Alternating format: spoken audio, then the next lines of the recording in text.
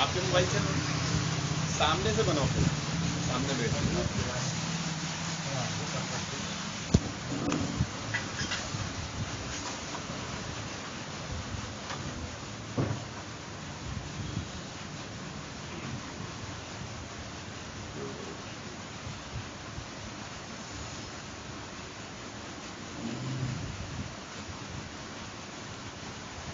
إن الحمد لله نحمده ونستعينه ونستغفره ونعوذ بالله من شرور أنفسنا ومن سيئات أعمالنا من يهده الله فلا مضل له ومن يضلل فلا هادي له وأشهد أن لا إله إلا الله وحده لا شريك له وأشهد أن محمدا عبده ورسوله أما بعد يا أيها الذين آمنوا اتقوا الله حق تقاته ولا تموتن إلا وأنتم مسلمون يا أيها الناس اتقوا ربكم الذي خلقكم من نفس واحدة وخلق منها زوجها وبث منهما رجالا كثيرا ونساء واتقوا الله الذي تساءلون به والأرحام إن الله كان عليكم رقيبا يا أيها الذين آمنوا اتقوا الله وقولوا قولا سديدا يصلح لكم أعمالكم ويغفر لكم ذنوبكم ومن يطع الله ورسوله فقد فاز فوزا عظيما أما بعد فإن خير الحديث كتاب الله وخير الهدي هدي محمد صلى الله عليه وسلم وشر الأمور محدثاتها وكل محدثة بدعة وكل بدعة ضلالة وكل ضلالة في النار أما بعد اللهم إني أسألك علما نافعا ورزقا طيبا وعملا متقبلا رب اشرح لي صدري ويسر لي أمري واحلل عقدة من لساني يفقهوا قولي اللهم رب زدني علما اللهم رب زدني علما اللهم رب زدني علما رب يسر ولا تعسر وتمم بالخير أما بعد محترم حاضرین، حالات حاضرہ میں ہم مسلمانوں کا جو حال ہے اس کو اللہ رب العالمین نے قرآن مجید میں ایک آیت کریمہ کے ذریعے سمجھایا جا سکتا ہے کہ یحسبون کل صیحۃ علیہم، کہ وہ ہر بات کو اپنے خلاف سمجھتے ہیں۔ یحسبون کل صیحۃ علیہم، آج ہم مسلمانوں کے احوال حال جو ہے اس سے مختلف نہیں ہے۔ کوئی بھی چیز ہو جائے تو ہم کیا سمجھتے ہیں؟ ہمارے ہی خلاف۔ مایوس کیوں ہوتے ہیں؟ مایوس کیوں ہوتے ہو؟ جو دروازے لوگوں کی تدبیر سے بند ہوتے ہیں اس سے کہیں زیادہ دروازے آسمان والے کے فضل و کرم سے کھلتے ہیں۔ کوئی چیز میرے رب سے پوشیدہ نہیں، کوئی چیز میرے رب سے پوشیدہ نہیں، اور کوئی چیز بھی میرے رب کے اختیار سے باہر نہیں۔ آج ہم مسلمانوں کی حالت کیسی ہے محترم حاضرین معلوم ہے؟ کہ بعض لوگ اپنے ذہنوں میں بستر پر پڑے ہوئے عالمی جنگ کرتے رہتے ہیں، اور اس جنگ کے نتیجے میں ان کے معدوں میں، ان کی آنتوں میں بیماریاں ہو جاتی، انہیں بلڈ پریشر، شوگر جیسے امراض لاحق ہو جاتے، واقعات انہیں جھلسا دیتے ہیں، قیمتوں میں اضافہ ہوا انہیں غصہ آتا، بارش کم ہوئی وہ بڑبڑانے لگتے، کرنسی کی قیمت گر گئی وہ مضطرب ہو جاتے، یعنی اس طرح وہ مستقل رنج اور غم کی حالت میں رہتے ہیں، جیسا کہ قرآن کی آیت کریمہ ہے کہ یحسبون کل صیحۃ علیہم، کہ ہر چیز، ہر بات کو وہ اپنے خلاف سمجھتے۔ آج مسلمانوں کا کیا حال ہے؟ اس سے مختلف ہے کیا؟ کچھ بھی ہو جائے، کچھ بھی ہو جائے تو ہم کیا کرتے ہیں؟ سازش۔ ہمارے خلاف کیا ہے؟ سازش۔ ہمیں بدنام کرنے کی، ہمیں برباد کرنے کی ساری تدابیریں ہو رہی ہیں۔ اچھا ایسا کیوں ہوتا ہے؟ ایسی سوچ کیوں آتی ہے؟ کیونکہ ہم منہج اہل حدیث اسلاف کے طریقے سے دور ہیں.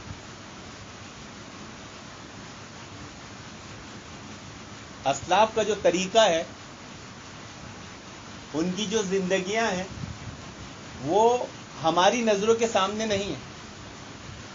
کیوں؟ کیونکہ وہ زندگیاں ہمیں آج جینا سکھاتی ہے کہ اگر ہماری زندگی میں حالات آ جائیں تو ہم کیا کریں، کیسے کریں. یہی سوال ہوتا ہے نا کہ کیا کریں اور کیسے کریں. اس لیے اہل علم کیا کہتے ہیں کہ سارے زمانے کا درد اپنے دل میں لے کے مت چلو. سارے زمانے کا درد اپنے سینے میں لے کر مت چلو. حادثات اور واقعات زمین پر ہو، تمہاری آنتوں اور پیٹ میں نہ ہو. آج غم، ٹینشن، پریشانی میں آدمی کیا ہوتا ہے؟ بلڈ پریشر اس کا ہائی ہو جاتا ہے، طبیعت اس کی خراب ہوتی ہے، تو پھر کیا ہوگا اسے؟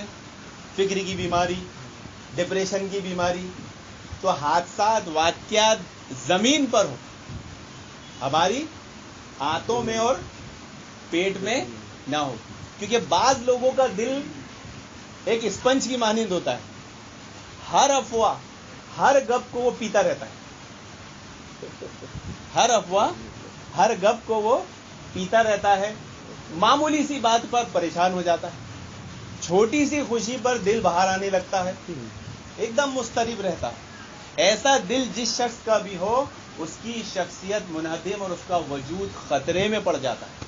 جو آج مسلمان خطرے میں ہے، آج مسلمانوں کو اپنا وجود خطرے میں لگ رہا ہے. اہل حق کی یہ کیفیت ہے کہ وہ عبرتوں اور نصیحتوں سے ان کے ایمان میں اضافہ ہوتا ہے. اہل حق کون ہوتے ہیں؟ کہ عبرتوں اور نصیحتوں سے ان کے ایمان میں اضافہ ہوتا ہے. حادثات، واقعات، زلزلوں سے ان کے ایمان بڑھ جاتے ہیں. کیونکہ حادثات اور ٹریجڈیوں کے مقابلے میں اس کا سامنا کرنے والے دل شجاعت والے ہوتے ہیں. بہادر اور اقدام کرنے والا ہی خطرات سے کھیلتا ہے. اس کا سینہ چوڑا، اس کا ظرف بڑا، ایمان راسخ اور اعصاب ٹھنڈے ہوتے ہیں، جس سے انشراح صدر حاصل ہوتا ہے. اب رہی بزدل کی بات، تو بزدل حادثات، واقعات، خواب و خیالوں کی تلوار سے روز ہی قتل ہوتا رہتا ہے. جو آج ہم مسلمانوں کا حال، ذرا سا کہیں کسی کے خلاف کچھ واقعہ ہو گیا، ہو جاتا ہے، ذرا سا تو ہے نہیں، بہت کثرت سے ہو رہے ہیں، لیکن اس سے ہم پر سب سے بڑی کیفیت کیا طاری ہوتی ہے محترم حاضرین؟ دیکھیے دو صورت حال ہیں. ایک صورت حال ہے کہ آپ پر عذاب، ایک صورت حال کیا ہے کہ امت مسلمہ پہ عذاب ہے یا نہیں. دوسری صورت حال ہے کہ یہ آزمائش ہے یا نہیں. ایک عذاب ہے اور ایک آزمائش. پہلے طے کیا جائے یہ ہے کیا، پہلے ہم سمجھے یہ ہے کیا. اگر اپنی زندگیوں میں استقرار چاہیے تو حالات سے شجاعت اور پامردانگی کے ساتھ مقابلہ کرنا ہے، تاکہ بے وزن لوگ ہمیں بے وزن نہ سمجھیں اور کسی کی چال بازی سے ہم پریشان نہ ہو جائیں، بلکہ حالات سے مضبوط تر بنے، آندھیوں اور طوفانوں کی کھڑکوں سے زیادہ سخت ہو جائیں. آج جو حالات چل رہے ہیں، ہم مسلمانوں کی ذمہ داری ہے، ہمارے سے یہ مسلمان قوم، ملت مطالبہ کرتی ہے، انسانیت، پورا سماج مطالبہ کرتا ہے کہ ہم ان آندھی طوفانوں کی کڑک سے کیا ہو، پگھلے نہیں بلکہ اور سخت ہو جائیں. حادثات کہیں ہوتے ہیں، کچھ ہوتا ہے تو ہم کیسے ارے ایسا ہو گیا، نہیں، بلکہ یہ چیز تو کیا کرتی ہے، ہمارے اہل ایمان کی بھی ایمان کو بڑھاتی ہے. کمزور دل لوگ واقعی رحم کے قابل ہیں، یہ گردش ایام ان کو ہلا کر رکھ دیتی. ایسے لوگ کیا ہوتے ہیں، زندگی کے حریص ہوتے ہیں، خوددار، غیرت مند لوگ ہی اللہ رب العالمین کی مدد اور نصرت کے مستحق ہوتے ہیں، اور اللہ رب العالمین کی سکینت انہی پر نازل ہوتی ہے. میں نے دو چیزیں بتایا تھا کہ ایک کیا یہ ہم پہ عذاب ہے؟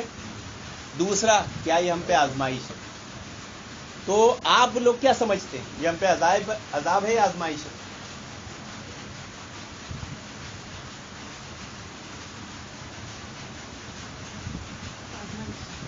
عذاب ہے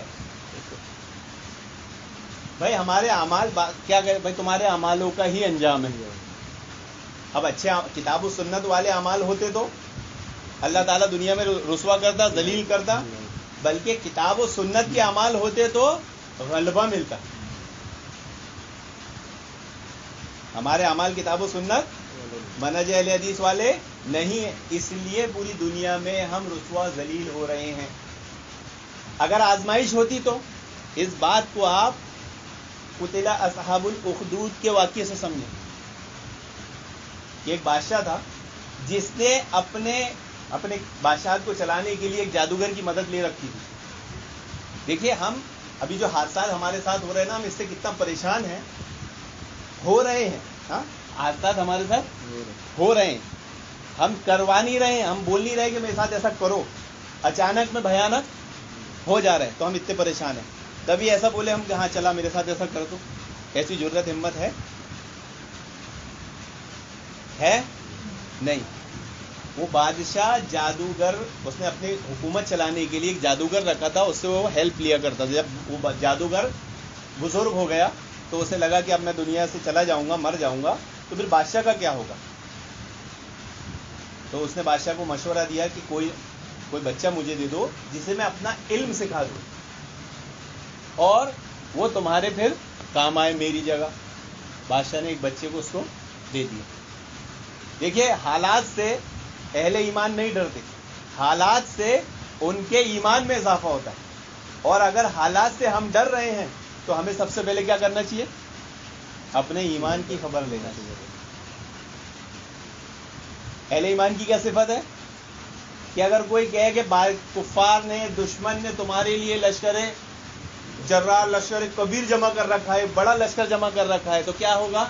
ان کے ایمان بڑھ جائیں گے. ارے اور جمع کرنے دو. وہ والا جرت نہیں، وہ پٹھانوں والی کہ روز پٹ رہے ہیں، روز جوتے کھا رہے ہیں اور پھر بھی ہاں دیکھ لیں گے نا، وہ نہیں، بلکہ عملی اقدام.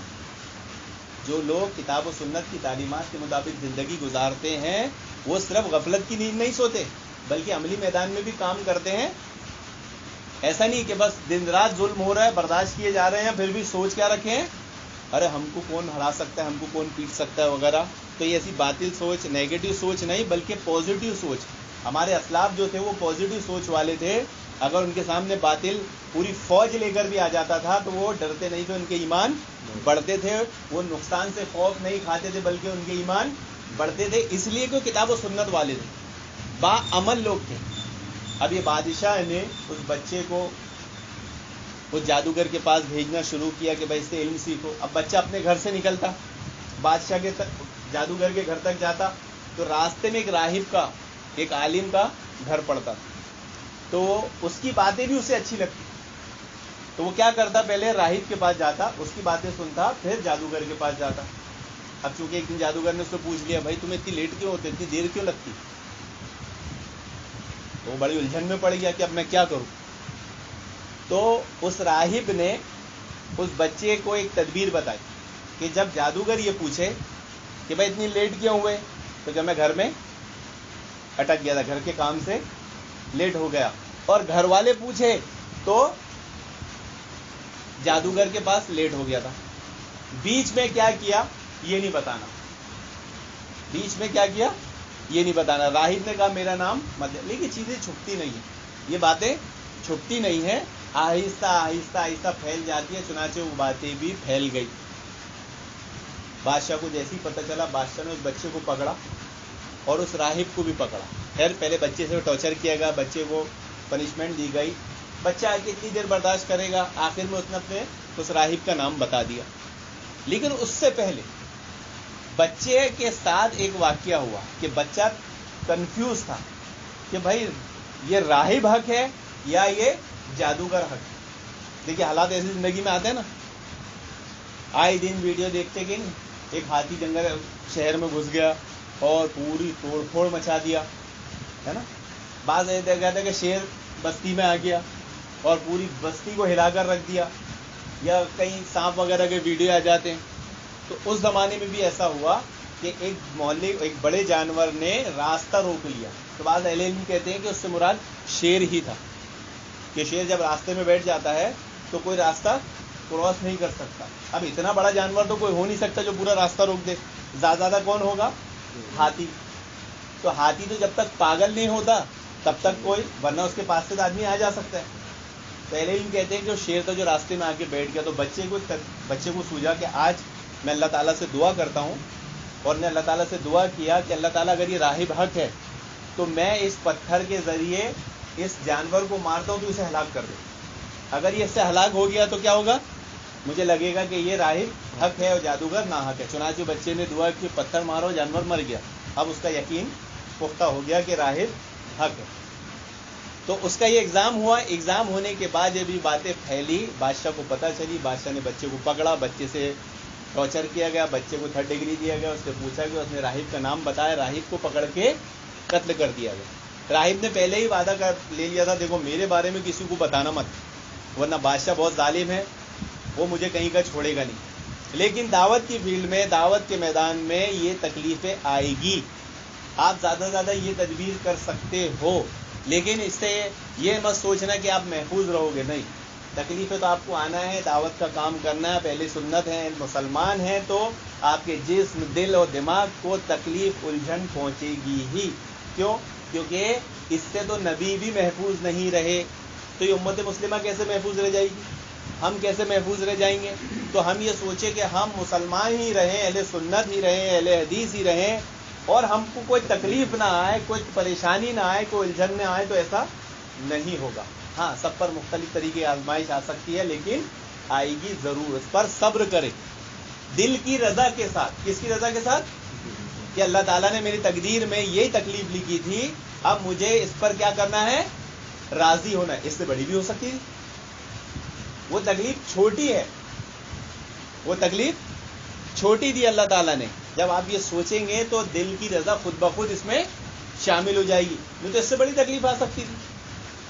مجھے کوئی تکلیف, بیماری ہوئی, دیکھوں گا تو مجھے بہت بڑی لگے گی, لیکن غور کروں گا تو کیا ہوگا؟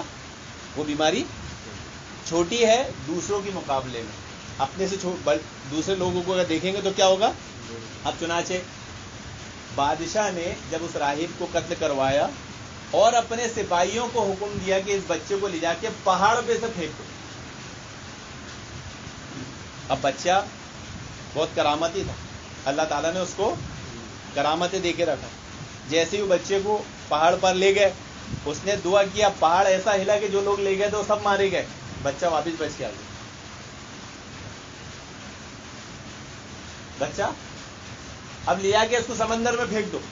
کشتی میں بٹھا کر لے کے گئے, اس نے وہاں دعا کیا, وہ کشتی ٹوٹ گئی, سب مر گئے, بچہ پھر واپس آ گیا. اب بادشاہ کی پریشانی دیکھ کر بچہ کیا کہتا ہے کہ بادشاہ اگر تجھے مارنا ہے تو ایک کام کر, مجھے بیچ میدان میں لا کر لٹکا کے ایک تیر مار, اور اس پر پڑھ کے بسم اللہ ہی, کیا پڑھ کہ اللہ کے نام سے, اور اللہ کا یہ غلام ہے بندہ, ربی حاضی غلامو, کہ اللہ کا یہ بندہ جو ہے غلام ہے, پڑھ کے تیر مار, تبھی تو کامیاب ہوگا. چنانچہ ایسے ہی کیا گیا. وہ تیر کو جب مارا گیا تو بچے کی کنپٹی پہ لگا اور بچہ شہید ہو گیا. یہ چیز دیکھ کر کیا ہوا کہ جو قوم تھی وہ سب کیا کی؟ ایمان لے آئے. ہاں, اس سے پہلے بچہ کیا کرتا تھا؟ بچہ ایک تدبیر کرتا. جب انہوں نے راہب کو قتل کر دیا تو بچے کو اللہ تعالیٰ نے بہت ساری کرامتیں دی تھی. تو جب بھی کوئی اس کے پاس آتا وہ بیماروں کو اچھا کر دیا کرتا تھا, وہ اندھوں نابیناؤں کو اچھا کر دیا کرتا تھا. تو جب بھی کوئی اس کے پاس آتا تھا نا تو پہلے وہ وعدہ لیتا تھا کہ آپ کے لیے میں دعا کروں گا شفا کے لیے, ایک شرط پر کہ آپ کو توحید قبول کرنا پڑے, اسلام کو ماننا پڑے گا, اللہ کی طرف آنا پڑے گا, اللہ کی وحدانیت کو ماننا پڑے گا.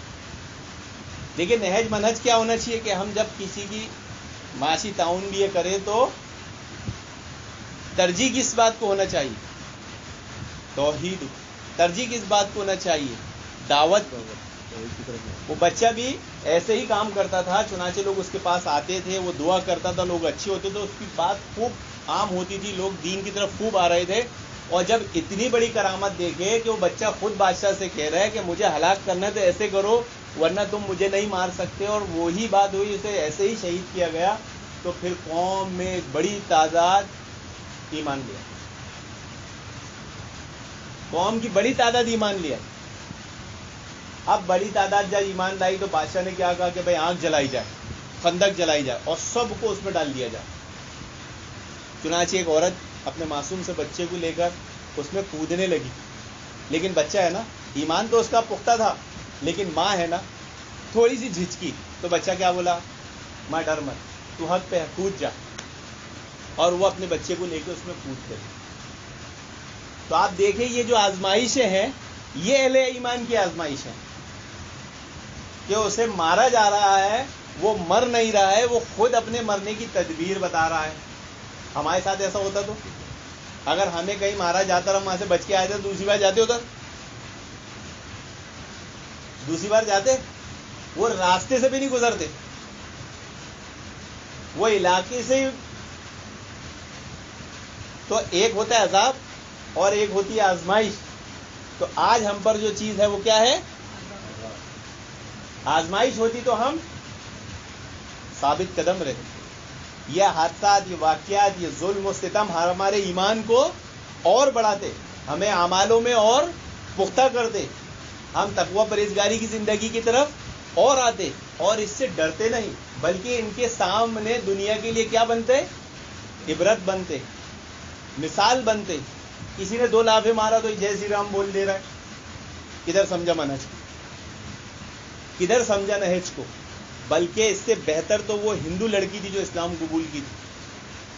ایک واقعہ میں جو یہیں پہلے بتایا تھا، جو بابری مسجد کے کانڈ میں ایک پوری فیملی اسلام قبول کی تھی، تو اس میں سب سے پہلے جس نے اسلام قبول کیا تھا وہ ایک لڑکی تھی، اور اس کا پورا گھرانہ اتنا ظالم تھا کہ جب انہیں پتہ چلا کہ ہماری بیٹی نے اسلام قبول کر لیا تو باپ نے اٹھا کے اس کو زندہ آگ میں ڈالا.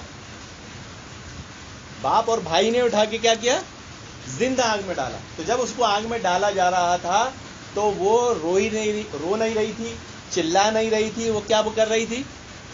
اپنے والدین کے لیے دعا کر رہی تھی، ہدایت کی دعا کر رہی تھی. آگ میں اسے ڈالا جا رہا ہے، اور کیا اخلاق دیکھیے، کردار دیکھیے کہ وہ اپنے ان ماں باپ کے لیے دعا کر رہی ہے جو اسے آگ میں ڈال رہے ہیں. آج ہمارے کو اگر کوئی ذرا سا نقصان پہنچا دیتا ہے ہمارے بچے کو، تو ہمارا کیا حال ہو جاتا ہے؟ ارے مار دیا، وہ مار دیا. اتنا ماتم، اتنا غم کہ وہ ایک تو گئے نہیں گئے، 10 اور چلے جائیں گے. تو تقدیر پر راضی نہیں ہے. حالات میں ہم لوگ کتاب و سنت کے پابند نہیں ہو رہے ہیں. اسی وجہ سے یہ ہم پر آزمائش نہیں بلکہ عذاب بنا ہے. جس دن ہم کتاب و سنت کے طریقے پر، منہج پر آ جائیں گے تو کیا ہوگا؟ یہ آزمائش میں بھی ہم ثابت قدم رہیں گے، پریشان نہیں ہوں گے. پریشان ہونا ہی نہیں، مایوس تو ہونا ہی نہیں ہے. ہر چیز جو بھی ہو رہی ہے ہمارے لیے کیا ہے؟ اچھی ہے، خیر ہے. اس میں ضرور کہیں نہ کوئی خیر ہے جو ہمیں دکھائی نہیں دے رہا ہے، ہمیں سمجھائی نہیں دے رہا ہے. تو اس کے لیے ہمیں کیا کرنا ہے؟ سب سے پہلے ہمیں کتاب و سنت کی تعلیمات کی طرف آنا، اپنی زندگیوں میں عمل صالح، عقائد کو درست کرنا ہے، بدعت اور خرافات سے بچنا ہے، اور ہمارے اسلاف کے طریقے کو ہماری نظروں کے سامنے زندگی میں رکھنا ہے. تو بڑی سے بڑی آزمائش بھی آپ خوشی خوشی جھیل جائیں گے. یہ دن ہے، یہ بھی نکل جائیں گے. اگر اس سے زیادہ مشکل دن ہوں گے تو انشاءاللہ وہ بھی نکل جائیں گے. اللہ رب العالمین سے دعا کہ اللہ رب العالمین ہمیں ہمارے اسلاف کے طریقے پر چلنے والا بنائے، اور ان حادثات سے ڈرنے سے ہمیں محفوظ رکھے، ثابت قدم رکھے، اور ہمارے ایمان کو ایسے ٹائم پر اور مزید بڑھا دے. کتاب و سنت پر عمل کرنے والا بنا، ہمارے علم کو ہمارے وبال نہ بنا، اپنے بات نیک عمل کی توفیق عطا فرمائے. آمین یا رب العالمین. وآخر دعوانا الحمدللہ رب العالمین. اگر کس بھائی کو کوئی بات نہیں سمجھ میں آئی ہو درس میں تو پوچھ سکتے ہیں. سورۃ البروج، قتل اصحاب الاخدود.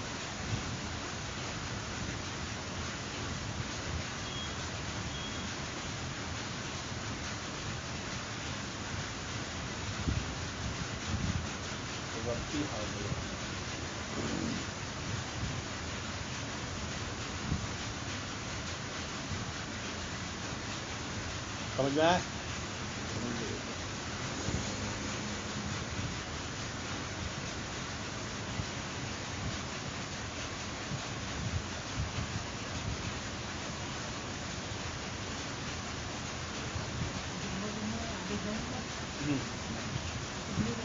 نہیں تھا نا، ایگزام چالو ہے تو میں کہیں جا ہی نہیں رہا باہر. ایک مہینہ ایسے ہی جائے گا. تیسری لہر آ رہی، تیسری لہر چالو گئی، کبھی بھی کچھ بھی ہو سکتا ہے. کیرلا میں جانا تھی. ہاں کیرلا میں تھا نا. کیرلا میں بہت زیادہ ہے. نہیں ممبئی میں بھی حادثہ ہوا، 40,000 کیس نہیں نکلے. 40,000 40,000 ایک ہی دن میں. اور کتنے لوگ مر بھی گئے. ابھی کل بھی جو ایکٹر مرا نا، سدھارتھ شکلا. ابھی کچھ بھی ہو، ابھی آپ کو کچھ بھی ہو اسے کورونا ہی سمجھو. وہی ہے. ایک بات یاد رکھنا، کچھ بھی ہو، سر میں درد بھی ہوا نا تو کورونا ہے، وائرس ہے. وائرس کا ایسے ہی رہتا ہے، کوئی بھی چیز فیل کرتا ہو. ضروری نہیں ہے کہ سب سانس کی پرابلم ہو. کچھ بھی ہو، جن بھی ہو تو کورونا ہی ہے. جینی ہے نا. اگر دن بھی آ جائے تو آدمی کتنا کنفیوز ہو جائے گا. چلیے آخر وعلیکم السلام.